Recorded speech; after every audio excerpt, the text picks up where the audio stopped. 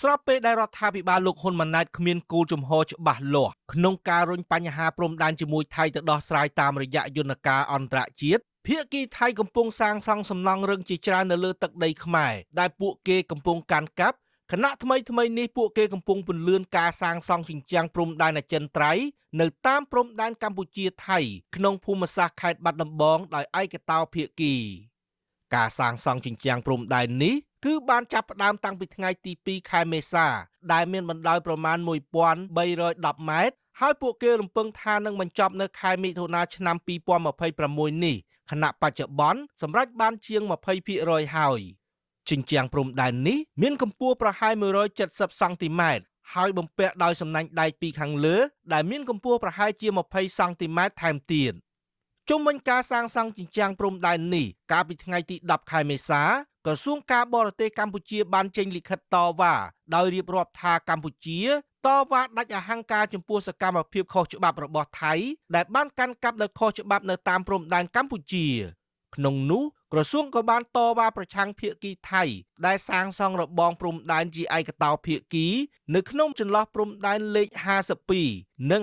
54ជាប់នឹងព្រំដែនខេត្តបាត់ដំបងហើយចាត់ទុកថាទង្វើនេះគឺជាទង្វើខុសច្បាប់និងរំលោភលើដែនអធិបតេយ្យភាពកម្ពុជារួមនឹងធ្វើឲ្យប៉ះពាល់ដល់ការបោះបង្គោលព្រំដែនបណ្ដោះអាសន្នរវាងប្រទេសទាំងពីរប្រធានក្រុមប្រឹក្សាឃ្លាំមើលកម្ពុជាលោកម៉ែនណាតយល់ឃើញថាការសាងសង់ជញ្ជាំងព្រំដែនរបស់ភាគីថៃជាឯកតោភាគីគឺដោយសារតែកម្ពុជាគ្មានគោលជំហរច្បាស់លាស់នៅក្នុងការចាត់វិធានការទប់ស្កាត់ជាក់ស្ដែងនិងមិនយកសំណុំរឿងនេះប្តឹងថៃទៅកាន់តុលាការអន្តរជាតិហើយការទូតរបស់កម្ពុជាក៏ខ្សោយផងនោះទើបធ្វើឲ្យភាគីថៃធ្វើអ្វីតាមតែអំពើចិត្តលោកបន្តថាត្បិតតែលោកហ៊ុនម៉ាណែតប្រកាសចំហនៅលើវេទិកាអាស៊ាននាប្រទេសហ្វីលីពីនថ្មីនេះថាមិនទទួលស្គាល់ការរំកិលព្រំដែនរបស់ថៃចូលមកទឹកដីកម្ពុជាក្តីក៏ភាគីថៃមិនស្ដាប់កម្ពុជានោះទេខណៈភាគីថៃកំពុងបន្តឈ្លានពានទឹកដីខ្មែរទាំងដែនគោកនិងដែនសមុទ្រជាង70ទីតាំងរួមនឹងការពង្រីកការឈ្លានពានចូលតាមខេត្តមួយចំនួនថ្មីទៀតដូចជាខេត្តបាត់ដំបងនិងខេត្តប៉ៃលិនជាដើមដែលនេះបង្ហាញថាកម្ពុជាកាន់តែទន់ខ្សោយទៅមិនអាចធ្វើអ្វីថៃបាននោះទេបញ្ជាក់ថាជំហររដ្ឋាភិបាលកម្ពុជានឹងខ្សោយមែនទែនគ្មានយន្តការអីច្បាស់លាស់ក្នុងការដាក់សម្ពាធថៃដូចជាយន្តការទប់ស្កាត់ជាក់ស្ដែងក៏អត់ធ្វើ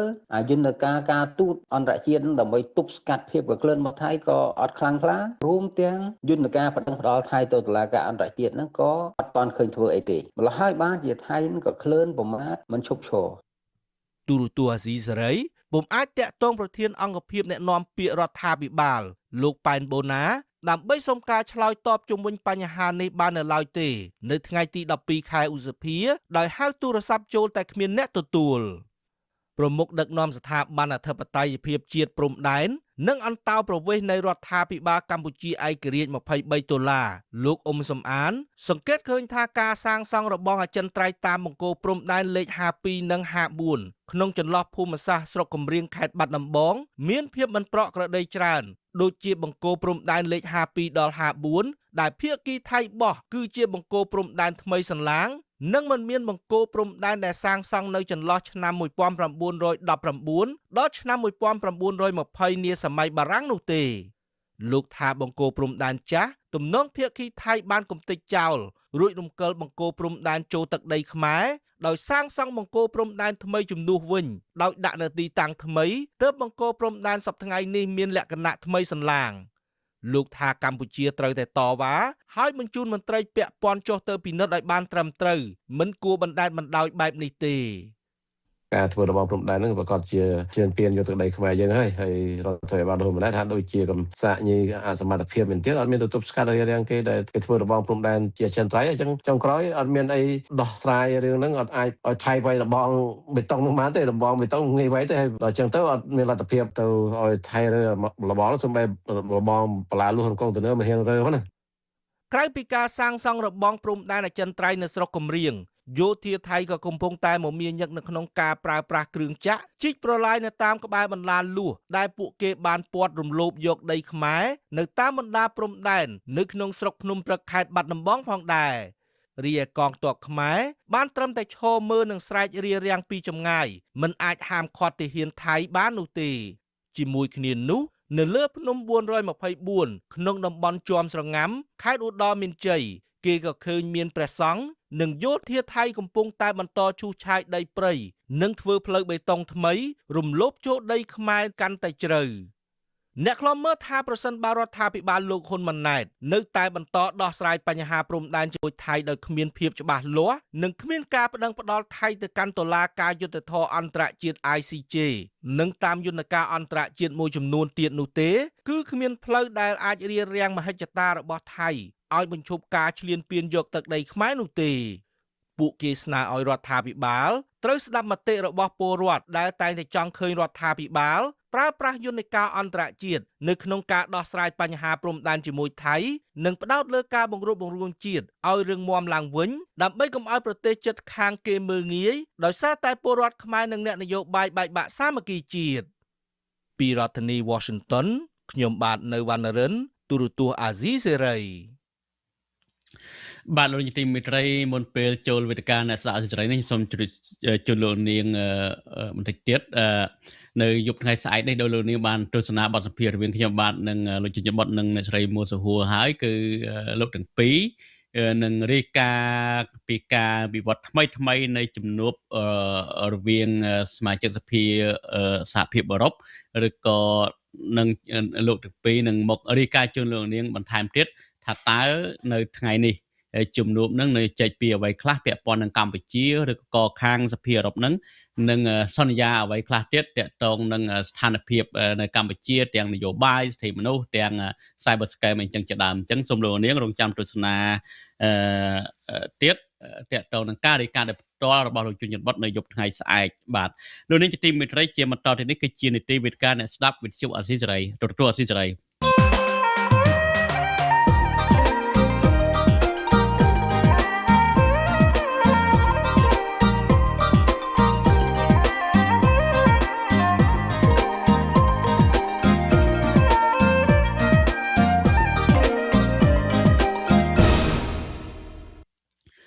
បាទខ្ញុំបាទទីនសាករិយាសូមជម្រាបសួរលោកនាងជាថ្មីម្ដងទៀតវេទិកាទទួលអសិរ័យនៅពេលនេះយើងមានវេក្ខមពីររូបគឺប្រជាជនបបបន្ទិញស្ថាបនិកវត្តភ្នំសេរីនិងជាស្ថាបនិកបណ្ដាញប្រសង់ឯករាជ្យដើម្បីយុត្តិធម៌សង្គមហើយវេក្ខមយើងមួយរូបទៀតគឺលោកម៉ោងចរ៉ាត់ដែលជាអតីតមន្ត្រីជាន់ខ្ពស់របស់គណៈបកសង្គ្រោះជាតិហើយលោកម៉ោងចរ៉ាត់ឥឡូវនេះនៅប្រទេសកាណាដាហើយប្រធានបទសំខាន់ដែលយើងនឹងជជែកលើកយកមកជជែកនៅពេលនេះថាតើបរដ្ឋកម្ពុជាគួរធ្វើដូចម្តេចដើម្បីការពារខ្លួនកុំឲ្យខ្លាចជាជនរងគ្រោះបន្តទៀត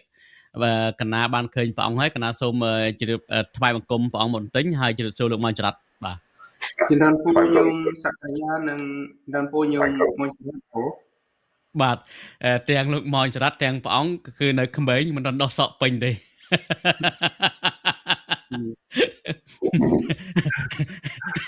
កណានិយាយលេងសំតោខ្ញុំតិចទៅនឹងខ្លាចដូចចឹងដែរមកទៅអរគុណច្រើនយើងដឹងថានៅកម្ពុជាហ្នឹងគឺមានអ្នករងគ្រោះច្រើនប្រភេទហើយអ្នករងគ្រោះហ្នឹងរួមទាំងព្រះអង្គទាំងលោកម៉ោងចរ៉ាត់ទាំងកណាផងដែរមានន័យថាពិសេសយើងមើលនៅក្នុងស្ថានភាពកម្ពុជានៅពេលបច្ចុប្បន្នហ្នឹងគឺអ្នករងគ្រោះច្រើនបំផុតដែលជួបដោយផ្ទាល់ហ្នឹងគឺពិសេសគឺអ្នកដែលចាញ់បោកគេហើយអ្នកដែលចាញ់បោកហ្នឹងគឺលំដាប់កំពូលតែម្ដងគឺមនុស្សស្និទ្ធនឹងតកូលហ៊ុនជាក់ស្ដែងយើងឃើញហើយក្មួយបកើតលោកហ៊ុនសែនលោកហ៊ុនតូហ្នឹងបរដ្ឋជាច្រើនបានយកលុយទៅដាក់នៅធនាគារហ៊ុយវ៉ាន់ផេហ្នឹងត្រូវបានធនាគារនេះបង្កកហើយមិនបើកឲ្យម្ចាស់លុយទេថែមលើសពីហ្នឹងគឺចាប់ម្ចាស់លុយហ្នឹងដាក់ពន្ធនាគារថែមទៀតផងចាប់ម្នាក់ដើម្បីគំរាមទាំងអស់គ្នាអតិថិជនទាំងអស់មើលទៅបាទមួយទៀតអ្នកដែលរងគ្រោះដីធ្លីតាំងពីជាច្រើនឆ្នាំអ្នកខ្លះអស់បន្លាយដល់20ឆ្នាំជាង20ឆ្នាំអ្នកខ្លះថ្មីនឹងតវ៉ាហើយតវ៉ារហូតដល់គេចាប់ដាក់ពន្ធនាគារក៏នៅតែជាអ្នករងគ្រោះដែរគ្មានដំណោះស្រាយនោះទេហើយអ្នករងគ្រោះផ្សេងទៀតទាំងអ្នករ៉ូស៊ីអ្នកអីអ្នករកស៊ីនៅកម្ពុជានឹងបើមិនបានយកលុយទៅសោកប៉ាន់ទេគឺមិនឲ្យរកស៊ីស្រួលទេអញ្ចឹងគឺអ្នករងគ្រោះច្រើនប្រភេទហើយសកម្មជនការពារបរិស្ថាននិងការពារធនធានភោគទ្រព្យរបស់ជាតិត្រូវបានរបបតកូលហ៊ុនចាប់ដាក់ពន្ធនាគារអីចឹងជាដើមហើយយើងកោតសរសើរដែរសកម្មជនបរិស្ថានទេដែលហ៊ានក្លាហានហ៊ាន ហ៊ានប្រឈមនឹងការចាប់ខ្លួនហើយមិនលះបង់សេចក្តីសុខផ្ទាល់ខ្លួនទេសុខចិត្តលំបាកជាប់ពន្ធនាគារគឺនៅតែបន្តសកម្មភាពរបស់ខ្លួនហើយអ្នករងគ្រោះទាំងអស់នោះយើងឃើញថាទោះយ៉ាងណាក៏ដោយពួកគាត់មានសេចក្តីក្លាហានខ្លះដែរជាក្រុមបានចេញតវ៉ាអីចឹងជាដើមដោយករណីថ្មីនេះករណីអតិថិជនរបស់ក្រុមហ៊ុន ហ៊ុយវ៉ាន់ផេអញ្ចឹងជាដើមបានចេញតវ៉ាគេបង្ក្រាបទៅក៏ឈប់ទៅអ្នកចាញ់បោកលេងនវត្រាទិញផ្ទះបងមលុះបងគ្រប់ហើយមកទល់ពេលនេះមានផ្ទះឲ្យអីចឹងជាដើមហើយបើតាមខ្ញុំដឹងហ្នឹងគឺខ្ញុំមានមិត្តភ័ក្តិដោយផ្ទាល់តែម្ដងទៅជជែកគ្នាពី3ថ្ងៃមុននេះគឺថាអ្នកទិញផ្ទះលេងនវត្រាហ្នឹងក្រសួងដែនដីដែលក្រោមការដឹកនាំរបស់លោកសាយសំអាលហ្នឹងចេញមកជួយដោះស្រាយក៏ប៉ុន្តែបើតាមមើលរូបភាពទៅគឺបោកមួយសារទៀតមានថាទៅលួងលោមទៅអូខេអ្នកឯងឲ្យលុយ1000 2000ម្នាក់2000ទៀតមកដើម្បីឲ្យក្រសួងជួយដោះស្រាយដើម្បីបានផ្ទះនេះគឺជាវិធីឆោបោកថ្មីមួយទៀតដើម្បីយកលុយអ្នករងគ្រោះមកតង់ហើយបង់លុយទិញផ្ទះហើយអត់មានលុយឲ្យហើយតែទាចម្រិតលុយពីគ្នាទៀតអញ្ចឹងអ្នកខ្លះដើម្បីចង់បានផ្ទះអូខេអត់ឲ្យទៅខ្លះគេដោះស្រាយអញ្ចឹងឲ្យអ្នកខ្លះឲ្យបោកមកតង់ខាងក្រសួងដែនដីគឺខ្ញុំមានអតិថិជនទិញផ្ទះច្បាស់តែម្ដងអ្នកនិយាយប្រាប់ហើយសូមមិនបញ្ជាក់អត្តសញ្ញាណទេអញ្ចឹងសរុបសេចក្តីមកវិញអ្នករងគ្រោះនឹងច្រើនមែនតើប៉ុន្តែអ្នករងគ្រោះអត់រួមគ្នាជាកម្លាំងតែមួយដើម្បីតទល់ទៅនឹងភាពអយុត្តិធម៌ដើម្បីតទល់ទៅនឹងទាមទារនឹងអ្វីដែលបានបាត់បង់នោះទេកណាសួរព្រះអង្គជាដំបូងថាតើបរតកម្ពុជានឹងគួរធ្វើដូចម្ដេចដើម្បីការពារខ្លួនកុំឲ្យជាអ្នករងគ្រោះពីមួយកលៈទៅមួយកលៈរហូតអាចបើមិនអញ្ចឹងទេអាចរងគ្រោះតចំនួនតកូនចៅទៀតព្រះអង្គកណាសូមនិមន្តនៅពូញោមសក្យាញោមមួយស្ដាច់យើងតាមដានបញ្ហាសង្គមនេះតាំងពី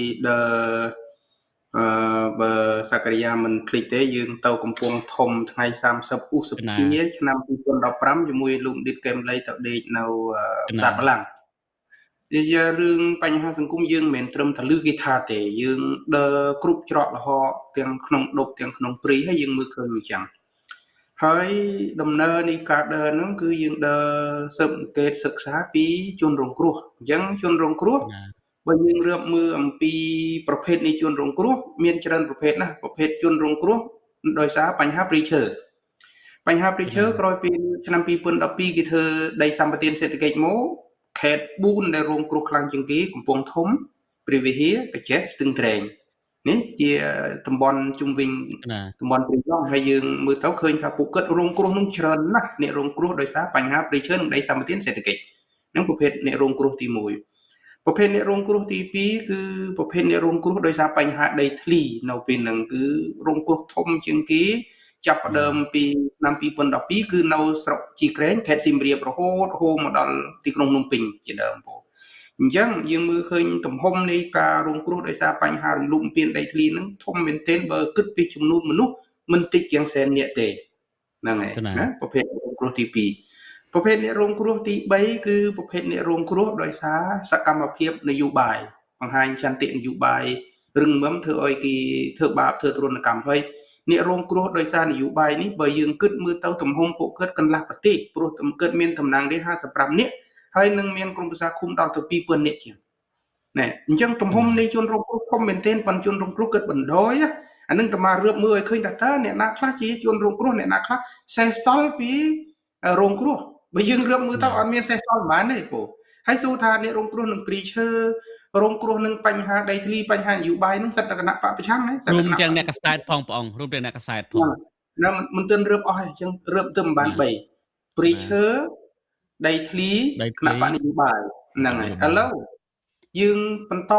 ដែលរងគ្រោះយូរជាងគេមុនគេបង្អស់មិនមែនបញ្ហាព្រីឈើមិនមែននយោបាយមិនមែនដីធ្លីទេអ្នករងគ្រោះមុនគេបង្អស់តាំងពីឆ្នាំ1993គឺអ្នកកសែតស្លាប់ច្រើនកណាយើងមើលលោកខឹមសម្បូរឲ្យដើមមកពីវិទ្យុតាព្រំហើយនឹងអ្នកកសែតជាច្រើនទៀតដែលត្រូវបានគេបាញ់សម្លាប់ក្រៅពីគេបាញ់សម្លាប់គេធ្វើឲ្យគាត់រងរបួសដោយលោកឡៃសាមៀននេះជាដើមវិញណានៅពីមកទៅពីវិទ្យុ VOD ហ្នឹងហើយអញ្ចឹងច្រើនណាស់អ្នកកសែតរងគ្រោះប៉ុន្តែអ្នកកសែតគាត់បំពេញវិជ្ជាជីវៈរបស់គាត់ទោះជាគាត់មិនបានចូលរួមធ្វើជាអ្នកបដកម្មប្រឆាំងក៏ដោយប៉ុន្តែគាត់នៅថារក្សាសំណេររបស់គាត់ណាឲ្យតែនៅរក្សាសំណេរមានន័យថាគាត់នៅតែមានស្មារតីឯង នេះប្រភេទអ្នករងគ្រោះទី4ប្រភេទអ្នករងគ្រោះទី5ដែលយើងកំពុងតែឃើញនៅចំពោះមុខគឺចេញបោកអុកញ៉ាណែប្រភេទអ្នករងគ្រោះទី6គឺប្រភេទអ្នករងគ្រោះចេញបោកធនាគារចេញបោកអុកញ៉ាគឺដោយសារបញ្ហាដីធ្លីដូចគ្នាបញ្ហាទិញផ្ទះមានអុកញ៉ានួនអអុកញ៉ាលេងអ្នកចំណាហ្នឹងហើយអុកញ៉ាជាច្រើនទៀតដែលយើងស្ទើរថារឹបឈ្មោះអុកញ៉ានឹងមិនអស់ហើយពួកអ្នកទាំងអស់ហ្នឹងមិនមែនទៅរស់ស៊ីបានបោកប្រជាពលរដ្ឋឯងដោយសារគ្មានការទទួលស្គាល់ពីស្ថាប័នរដ្ឋទេគឺស្ថាប័នរដ្ឋដាក់សំណើទៅអង្គព្រះមហាក្សត្រដើម្បីឲ្យឡាយប្រហើផ្ដល់គោរមងារជាអ្នកអុកញ៉ាជាអុកញ៉ាណាជាលោកអ្នកអុកញ៉ាអញ្ចឹងប្រពន្ធរដ្ឋមួយទាំងមូលគឺជាប្រពន្ធបោកប្រាស់ណាអ្នករងគ្រោះប្រភេទទី6អ្នករងគ្រោះប្រភេទទី7គឺរងគ្រោះដោយសារអំពើឆបោកអនឡាញហើយអំពើឆបោកអនឡាញនេះមិនមែនរងគ្រោះតែប្រជាពលរដ្ឋខ្មែរទេគឺរងគ្រោះនៅទូទាំងសកលលោកហើយអំពើឆបោកអនឡាញនេះជាសំណាងហើយដែលមានជនជាតិអាមេរិកមានជនជាតិកូរ៉េខាងត្បូងមានជនជាតិមកពីខាងអង់គ្លេសមកពីសង្ហបុរីគេជាជនរងគ្រោះដែរទើបយើងបានដឹងដំណឹងអំពីអំពើឆបោកអនឡាញបើពុំដូច្នោះទេអំពើឆបោកអនឡាញនេះនឹងត្រូវបានលាក់យ៉ាងជិតស្ងាត់ស្ងៀមនៅក្នុងរបបនៃការដឹកនាំរបស់គ្រូសាហ៊ុនសែនឃើញទេអញ្ចឹងសរុបអ្នករងគ្រោះទី7ពួកណាអ្នករងគ្រោះទាំង7ក្រុមនេះតើនៅផ្ដុំឲ្យគេធ្វើបាបជិះជឿនចាប់ម្ដងមួយហើយចាប់មួយទៅ10000អ្នករងគ្រោះបើយើងនៅបន្តធ្វើយ៉ាងដូចនោះគឺព្រៀបបានដូចមកតន្ត្រីវាលើងដៃនឹងវៃក្បាលតន្ត្រីនឹងមកប្រជាពលរដ្ឋជាអំណាចមានអំណាចខ្លាំងដូចដំរីអញ្ចឹងហើយមនុស្សម្នាក់ទៅចាប់តន្ត្រីទាំងវងឲ្យហ៊ុនសែនម្នាក់ទៅចាប់មនុស្សចាប់អំណាចប្រជាពលរដ្ឋមួយទាំងវងហើយបើសិនជាតម្រៃនៅតែបណ្ដោយឲ្យមកវៃក្បាលប្រកាសណាតម្រៃនឹងគេប្រើទល់ទៅដល់ថ្ងៃដេកដួលនៅលើប្រធរណីដូច្នេះសូមញាតិញោមដែលជាប្រជាពលរដ្ឋកម្លាំងធំដូចតម្រៃតែមកព្រៀបនឹងកម្លាំងធំព្រោះគេហៅ people power អំណាចពលរដ្ឋនេះអ្នករៀបចំរដ្ឋអញ្ចឹងបើពលរដ្ឋនៅបន្តឲ្យមកតម្រៃវៃក្បាលអញ្ចឹងណានឹងងើបដេកដួលលើប្រធរណីហើយសូមឲ្យជនរងគ្រោះទាំង7ក្រុមនេះកុំបណ្ដោយឲ្យតំណាងរបស់ខ្លួនរងគ្រោះហើយយើងឈប់បាំងដៃមើលឥឡូវរឿងមកតាំងពីអញ្ញានួនអញ្ញាលេងចនាអញ្ញាលេងនវត្រាអញ្ញារឿងមិនអស់ដែលបង្កផលវិបាកនឹងបញ្ហាទីសម្បែងរួមគ្នាមកអាហ្នឹងក្រុមប្រភេទរងគ្រោះទី7ប្រភេទក្រុមរងគ្រោះទី8គឺរងគ្រោះដោយសារសឹកសង្គ្រាមដែលហ៊ុនសែនបង្កើតបាត់ដីអស់រុស្ស៊ីស្ទើរពេញមួយជីវិតហើយណាបាត់ដីបាត់ផ្ទះអស់ហ្នឹងហើយគេទៅធ្វើខ្ទមអោយមួយនៅតង្ហែគ្នាក្តៅហូតហែងកើតរូបអស់លុយសពបែបយ៉ាងណាយើងនៅសំងំជឿហ៊ុនសែនថាហ៊ុនសែននឹងមានដំណោះស្រាយកុំស្រមៃឥឡូវអាត្មាសូមពីបន្តិចទៀងទាលហីករឿងបញ្ហាជាតិខ្មែរញោមញាតិជនរំលឹករឿងបញ្ហាជាតិខ្មែរក្នុងចន្លោះមួយសតវត្សបាត់ដីម្ដងឥឡូវអាត្មាឧទាហរណ៍ពីចាប់ពីអង្គច័ន្ទរាជាពីច័ន្ទរាជាទី2មកណាពីច័ន្ទរាជាទី2មកដែលធ្វើនយោបាយប្រឆាំងជាមួយនឹងសៀមនៅពេលហ្នឹងសហការប្រឆាំងជាមួយរាជវង្សខ្លួនឯងនឹងប្រឆាំងជាមួយសៀមនៅឆ្នាំ1660ដល់ឆ្នាំ1700ក្នុងមួយដុំសតវត្សហ្នឹងឯងតែមកភ្លេចការបរិច្ឆេទប៉ុន្តែពីឆ្នាំ1600ដល់មកឆ្នាំ1700ហ្នឹងអង្គច័ន្ទបានប្រឹងទៅទំនាក់ទំនងរ៉ូស៊ីនិងរៀបអាពាហ៍ពិពាហ៍ជាមួយយួនរ៉ូស៊ីជាមួយយួនពឹងដៃយួនមកច្បាំងជាមួយនឹងសៀមនិងរាជវង្សខ្លួនឯងដើម្បីការពារអំណាចកាត់ទឹកដីឲ្យយួនណាមួយសតវត្សក្រោយមកយើងរងគ្រោះនឹងរបបរាជវាំងរបបវង្សតកូលខ្លួនឯងពីសតវត្សទី18រហូតដល់សតវត្សទី19ទៀតប៉ុន្តែឥឡូវនេះយើងកុំនិយាយអាសតវត្សចាស់យើងនិយាយមិនទាន់ដល់មួយសតវត្សផងពីឆ្នាំ1945និងឆ្នាំ1949យួនមិនកាត់បានកម្ពុជាក្រមជាមួយបារាំងថៃមិនយកបានខ្មែរលើឥឡូវពី45ពី49ម្ដងថ្ងៃនេះទើប70ឆ្នាំជាងតាមិនទាន់ដល់100ឆ្នាំឯណាយើងបាត់ដីម្ដងទៀតដោយសារស្នាដៃហ៊ុនសែនហើយយើងមើលលំអាននៃច័ន្ទរាជាទី2ដែលសហការរៀបអាពាហ៍ពិពាហ៍រ៉ូស៊ីធ្វើកិច្ចសហការនយោបាយនឹងការទូតជាមួយនឹងយួនណាយើងបានបាត់អធិបតេយ្យភាពហើយនៅពេលនោះនគរអង្គច័ន្ទរាជាគឺទៅធ្វើនៅព្រៃនគរសប្តាហ៍ថ្ងៃនេះទៅធ្វើនៅកតាំងស៊ីននៅកម្ពុជាក្រមសប្តាហ៍ថ្ងៃនេះអញ្ចឹងនេះជាលំអានមួយដល់ពេលហ៊ុនសែនប្រឆាំងជាមួយនឹងទំនើបទីក្នុងខ្លួនឯងដោយសាររបបប៉ុលពតបល័យពុយសាសដែលហ៊ុនសែនចូលរួមបង្កើតអង្គារដែរជាគំនិតដូចម្ដងរបស់ចិននិងយួន ហ៊ុនសែនទៅពឹងយូនតដែលអូយូនចូលក្នុងតដែល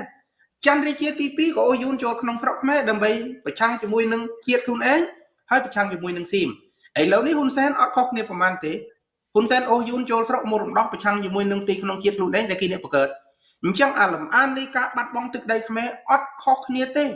ហើយមេដឹកនាំរបស់ប៉ុនខ្មែរមួយច្រើនតែគេចាប់រៀបអាពាហ៍ពិពាហ៍រើបតាំងពីពេនសវណ្ណមកដល់ក្រុងពួកហ៊ុនសែននេះអ្នកដឹកនាំធំមីទាហានធំរៀបការមួយកូនស្រីយូនឃើញអញ្ចឹងអាលំអាននៃការបាត់បង់ទឹកដីរបស់យើងអត់ខុសទេរឿងដែលខុសធំគឺជនរងគ្រោះទាំង8ពួកដែលតាមរឿងបំបញ្ញមិញណាពីសម័យមុនក៏រងគ្រោះដែលតម្រង់នៃការរងគ្រោះខុសគ្នាអញ្ចឹងតើជនរងគ្រោះទាំង8ពួកក្នុងពេលនៅចំពោះមុខនេះព្រមនៅស្ងៀមឲ្យហ៊ុនសែនធ្វើអ្វីៗតាមទំនឹងចិត្តទេបើដល់រាបណាពួកអ្នករងគ្រោះទាំង8ពួកនេះហាមិនក្រោកឈរការពារផលប្រយោជន៍ខ្លួនឯងទេជាតិខ្មែរទាំងមូលនឹងនៅតែរងគ្រោះហើយរងគ្រោះនេះមិនមែនត្រឹមជំនិនយើងទេតជំនិនរហូតដល់ដាច់ពូជបាត់ដីនឹងដាច់ពូជឥឡូវពេលនិយាយពាក្យថាបាត់ដីស្ទើរគេមិនជឿមានស្រមៃនឹកប្រសាសន៍របស់លោកបណ្ឌិតកែមលីទេទោះអ្នកមិនធ្វើអ្វីសោះក៏គង់តែនឹងរងគ្រោះគ្រាន់តែមិនដឹងទិនដល់ពេលនៅពេលហ្នឹងលោកកែមលីនិយាយរហូតបាត់បង់ជីវិតឥឡូវមកដល់ថ្ងៃនេះយើងមើលយើងស្រមៃឃើញអានប្រវត្តិសាស្ត្រថាមូលហេតុអ្វីបានខ្មែរបាត់ដីមើលឃើញនៅមុខខ្មែរបាត់ដីដូចអ្វីដែលយើងឃើញណាបើសិនជាក្នុងពេលចំពោះមុខនោះខ្មែរបាត់ដីហើយយើងនៅតែប្រងើយកន្តើយធ្វើជាជួនរងគ្រោះតជំនន់ណាស៊ូថាពីសតវត្សទី16មកដល់សតវត្សទី17ជាអ្នកពួកណាអ្នករងគ្រោះមិនពូជខ្មែរឥឡូវពួកយើងសតវត្សទី21ជាជួនរងគ្រោះតដែរ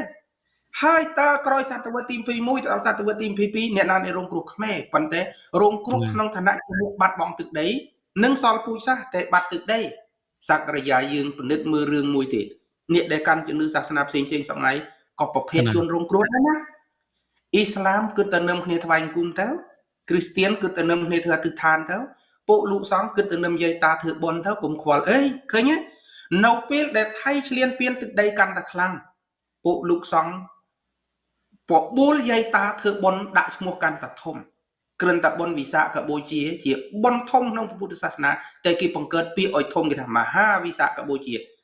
បំភឿនទឹកចិត្តលេងគិតរឿងទឹកដីគិតរឿងនឹមគ្នារត់ធ្វើបុណ្យពីរត់មួយទៅរត់មួយពីខេត្តមួយទៅខេត្តមួយពីប្រទេសមួយទៅប្រទេសមួយប៉ុន្តែទឹកដីបំភ្លេចចោលពូជសាសខ្មែរមួយនេះគេយកទឹកដីនៅចំពោះមុខខ្លួនឯងសបាយរំញីកែងជើងបិចញើសហូរដល់កែងជើងណាអញ្ចឹងថាតើពួកជនរងគ្រោះទាំង8ពួកដែលតាមរឿបបំបញ្ញមិញនេះបើរឿបមួយទៀតថែមក្រុមមួយទៀតគឺក្រុមអ្នកកាន់សាសនាលើង9ពួកអញ្ចឹងអាត្មាគឺថាក្រុមអ្នករងគ្រោះទាំង9ពួកនេះបើមិនរួមគ្នាទេបើអ៊ីស្លាមគិតតែថ្វាយអង្គមគ្រីស្ទានគិតតែអធិដ្ឋានលោកសង្ឃគិតតែដឹកយាយតាដើរធ្វើបុណ្យណា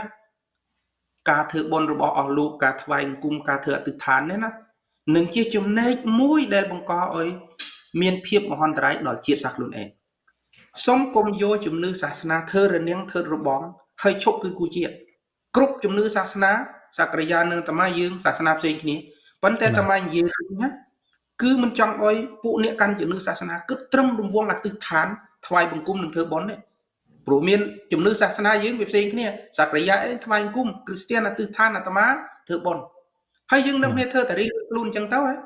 ចុះមិនគឺថាជាតិយើងរងគ្រោះផងជាតិខ្មែររងគ្រោះសក្តិយាសាសនាផ្សេងរងគ្រោះដែរតើរងគ្រោះដូចគ្នាដែរតើ